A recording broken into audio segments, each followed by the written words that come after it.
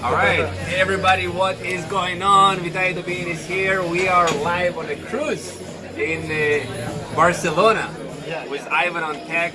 This guy has an amazing YouTube channel and he's doing every single day Good Morning Crypto. Actually a big fan of it. I'm watching it every single day. How are you doing, Ivan? Good to be here. Absolutely. Awesome being here. Yeah, so we are here in this cruise. Like lots of people from the space are here too. We have John McAfee, we have Charlie Lee, the founder of Litecoin, Roger Ver. What did you get from this cruise so far? No, it was great. I got to interview John, I got to interview Roger. We saw a good debate, Roger versus Jimmy today, about Bitcoin Cash versus Bitcoin, so it was wonderful. I think the cruise was very interesting, many good speakers. It's not often you have a conference with so many good speakers, and I really like it. So what was the debate with the Bitcoin Cash? I know one day Roger Ver was on stage saying, hey, I was a fan of Bitcoin, but now Bitcoin is not the Bitcoin from 2011. It doesn't follow the criteria. Bitcoin Cash is the way. And then Charlie Lee comes on stage and saying, forget Bitcoin Cash. Yeah, there is this never-ending debate.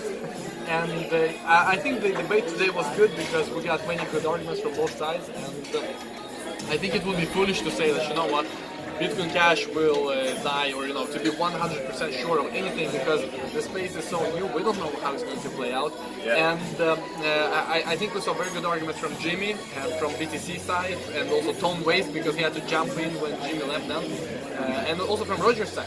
Both had good arguments, but also I felt they didn't really answer each other's questions, and they didn't really, meet each other's arguments. So it's hard to say who the winner was in that debate, but we had a good fight and entertaining talk for sure. They started fighting even before the debate began about the microphone, how many microphones we should have, how the structure should be. Is that guy York? Huh? York? Or who was the debating Roger? It was Jimmy. And Jimmy Song was debating Roger, and then Tom Waits jumped in when Jimmy and because there was no moderator, actually Roger proposed me as moderator, but Jimmy didn't want to have any moderators. And because there was no moderator, there became this fight about the format and what Jimmy told about Bitcoin Cash, what punches? What punches? Well, he said it's fiat currency because it is so centralized. He said that. What else did he say? He said many different things that were good. Maybe Philip, you can remind me, because we discussed it. The incompetence. Yeah, incompetence of the developers. And then fiat because of the authoritative. We already mentioned that about decentralization. Yeah, but that's basically those two things. And then that is not decentralized Bitcoin Cash. Exactly. And then Roger said, you know what, it should be used for everyday transactions. Bitcoin cannot be used for that currently. And also, I think that something good that Roger did was that he asked Tone Ways, do you use Bitcoin at all in your everyday life? And Tone Ways said basically he said no.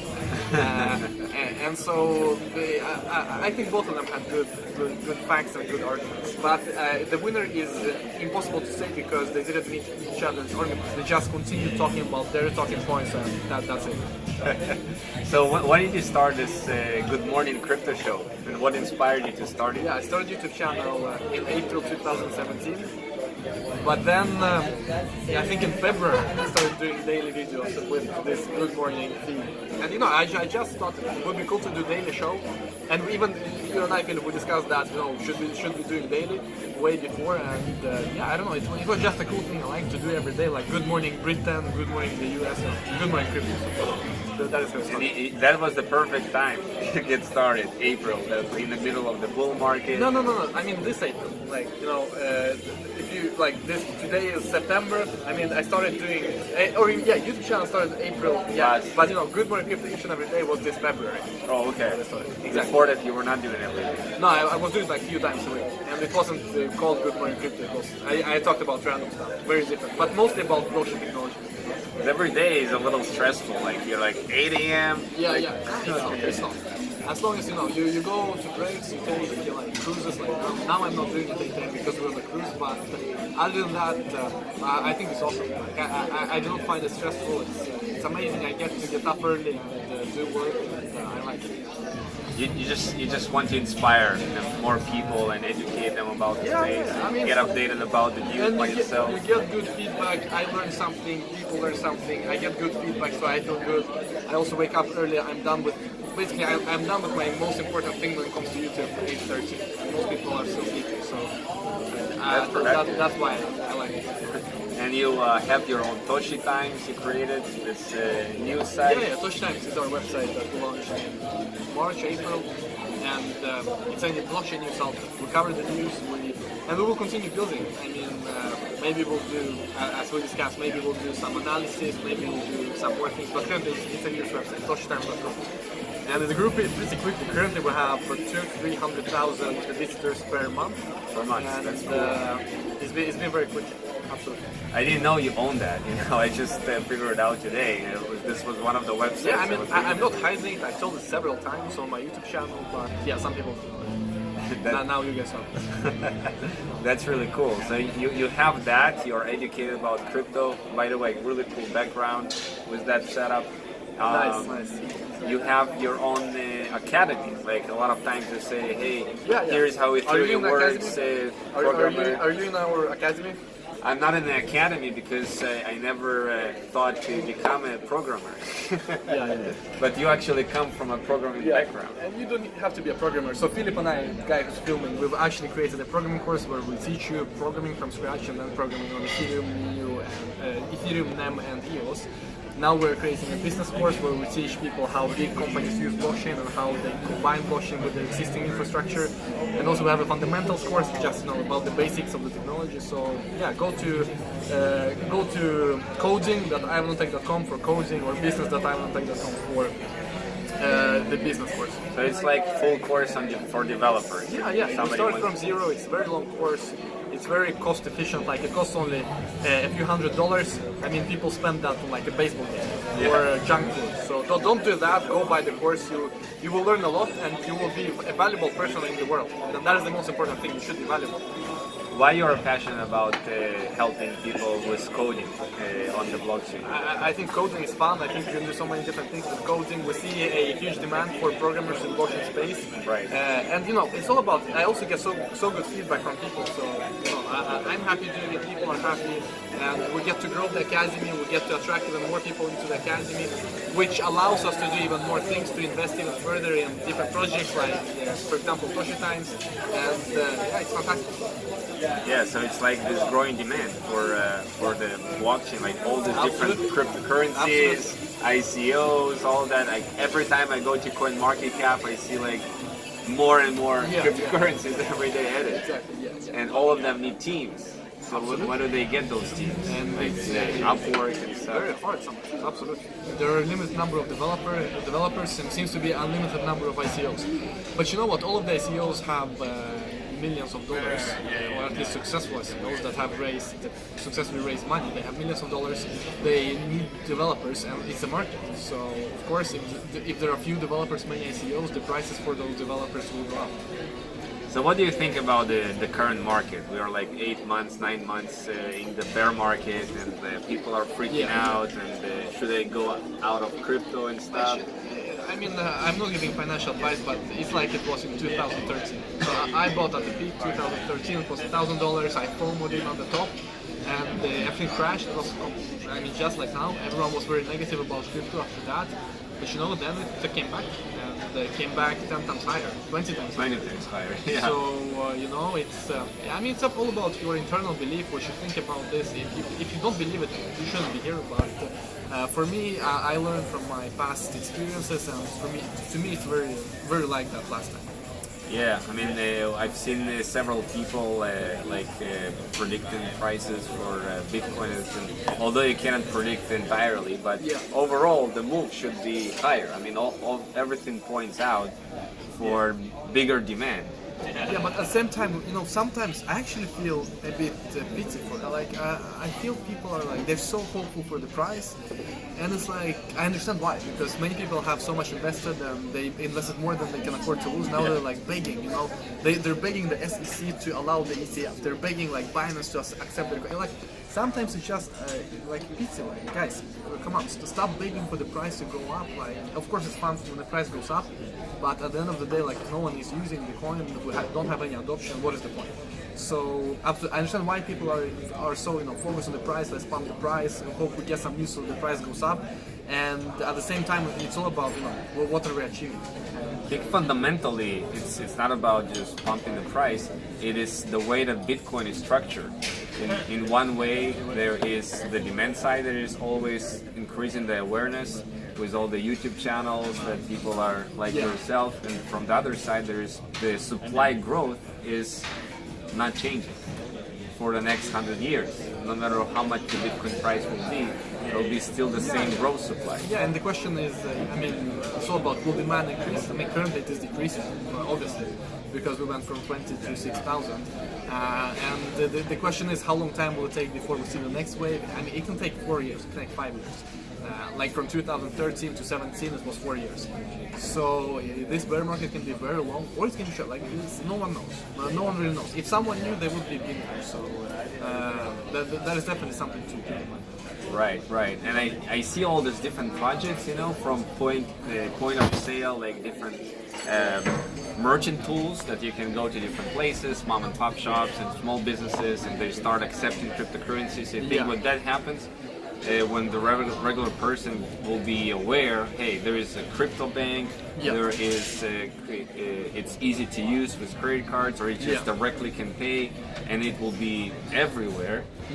Then it will be obvious, and the adoption side, and maybe we can see more price stabilization. Maybe, but also the war is coming, as John McAfee explained it in his talk, and you know, this is true. War is coming.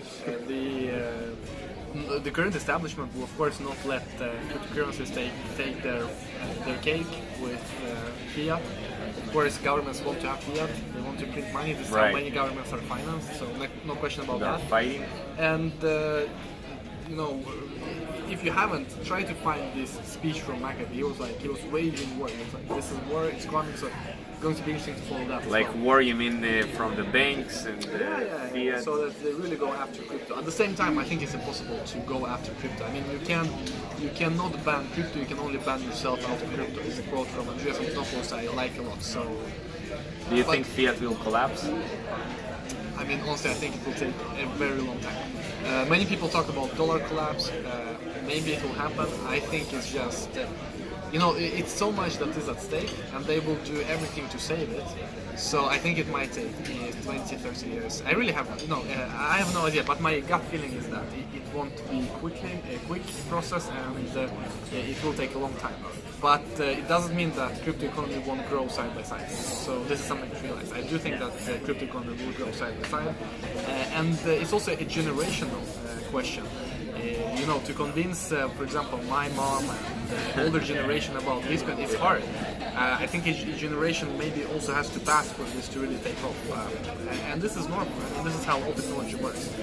Like, I still don't understand Snapchat, really. I don't use Snapchat, but those, 13 years old, they're all running around. They'll be born, like babies and like little kids. They'll be like using tablets and phones and they're already using tablets now.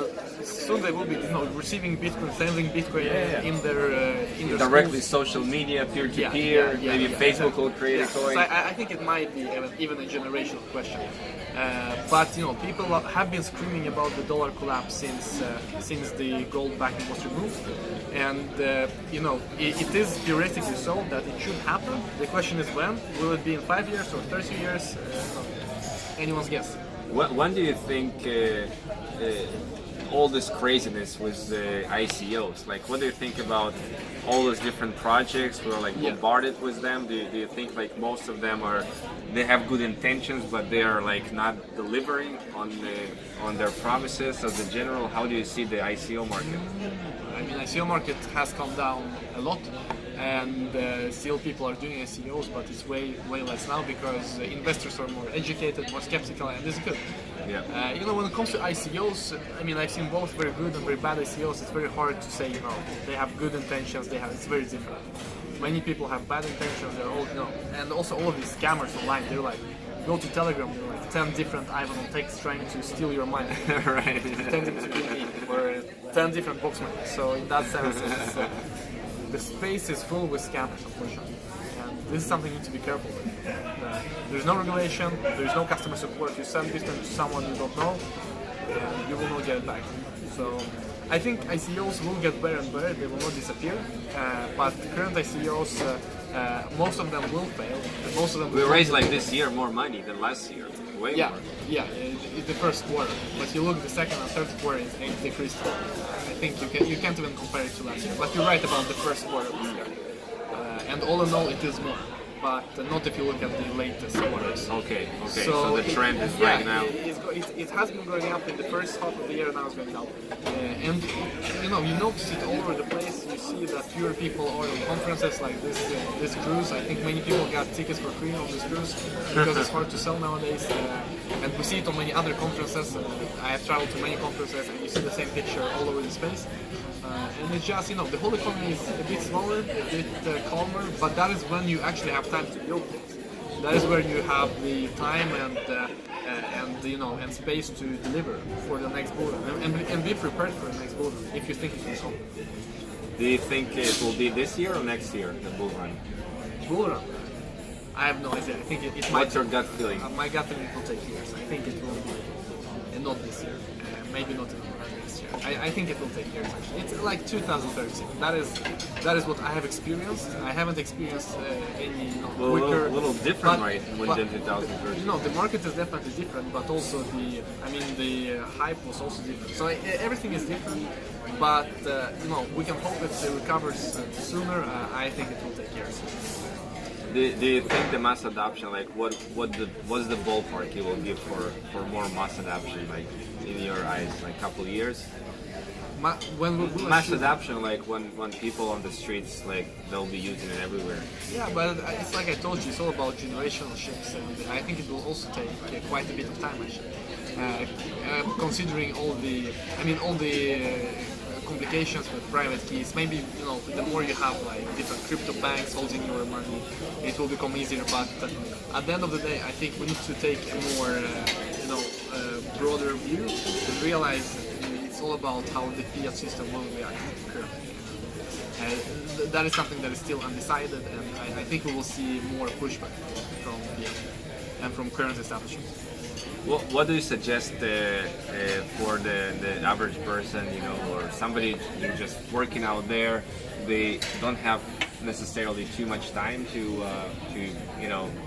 learn about cryptocurrencies. Like, what would your recommendation be to get started with cryptocurrencies, and what to do? Like, how to get burned less and avoid the major risk and kind of protect themselves better and still be in the game. Yeah, I would say get the most popular coins like Bitcoin, Ethereum, and just buy them. Like that is the thing, you need to buy something to really be in the market and to be interested really, because when you buy it, you start researching and you start getting more and more interested.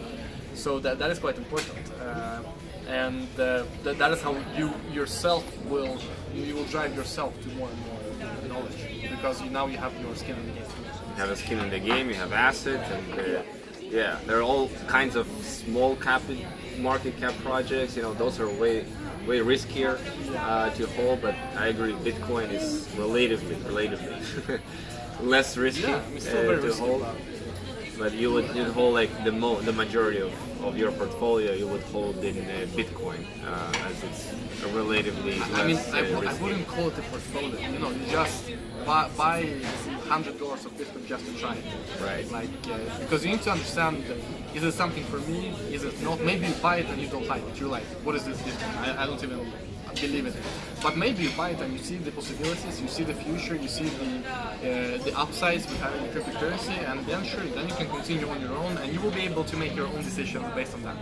But the first step is just get into it and try with small. I would suggest everybody at least 5% of your net worth to put in Bitcoin and start learning about it. I think it depends on your age also. Like if you are young, like 20, 25, you can put more. But if you are like 50 and you're soon retired and you need to be more safe, then maybe a few percent.